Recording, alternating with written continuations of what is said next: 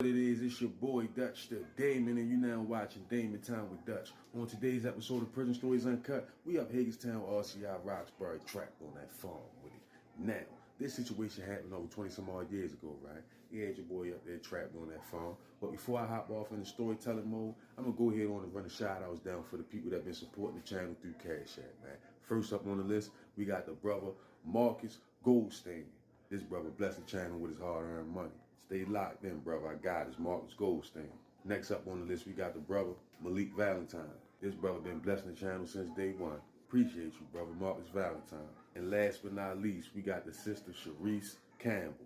This sister watch all my content. She don't just watch, she support. Appreciate you, sister Sharice Campbell. Now that we got that out the way, let's get it. Yeah, man. So I can remember in the beginning, when I first became a good brother, you know, the big brothers, they let the little brothers handle all the small work, right? And I definitely was a little brother at that time. So, you know, this was the time when you supposed to make your bones, put your work in, show niggas what you made of. So by this time, I had went on a few missions already. One of them was with a lock and a sock. Two of them was night jobs. Completed them flawlessly. And that ain't easy to do up Roxbury on that compound. You gotta move like a show enough ninja up that bitch.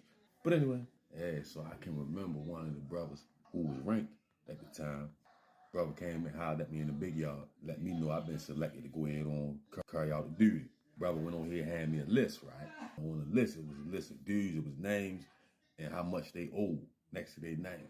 It was my job to go around and collect all the dues and all the taxes that the brothers had on the land. So I went on here and put two and two together. Okay, I'm the bill collector. So the brother went on here and passed me a blick. Told me go ahead on and tuck that kite real good, don't get knocked off with it. I'm like, all right, brother, boom, back him up.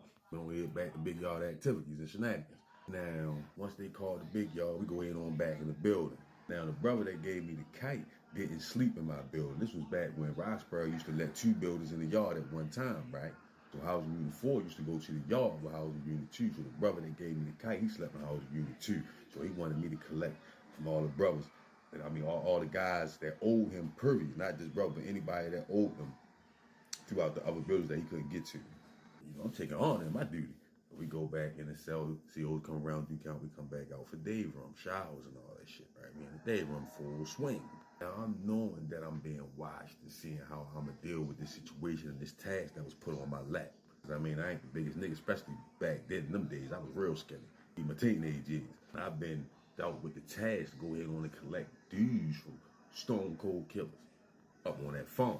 So I went on here and let one of the brothers that I was close to in the day room know what job I had, right? Brother let me know, like, I'm with you. Let me know when we gonna holler at niggas. So I'm like, man, I'm on it right now. I'm getting ready to go holler at niggas right now.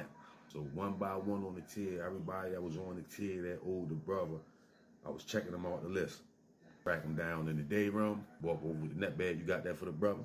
They play dumb like they don't know what I'm talking about. Brother such and such, you got that? Got an outstanding bill of such and such? They just go to the cell, get the commissary out, bring it in the day room, put it in that bag. I check them off the list, you feel me? I'm all on the walk medication time, collecting. I was all up the school building collecting. Now, as far as collecting the dues from the brothers, that was understandable. I'm like, all right, because even I had to pay my dues, right? My tithes for the brothers that was indigent or on lockup that needed something.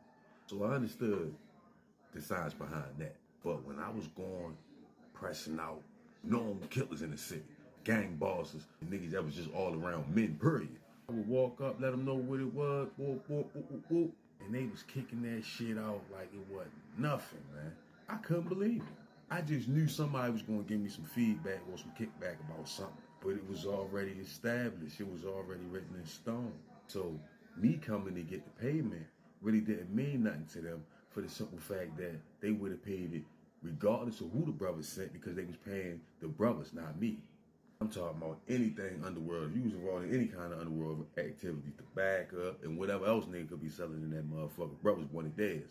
No matter who you was, no matter who you was with. And that's when I knew the brotherhood was bigger than I thought coming in. Because let me explain.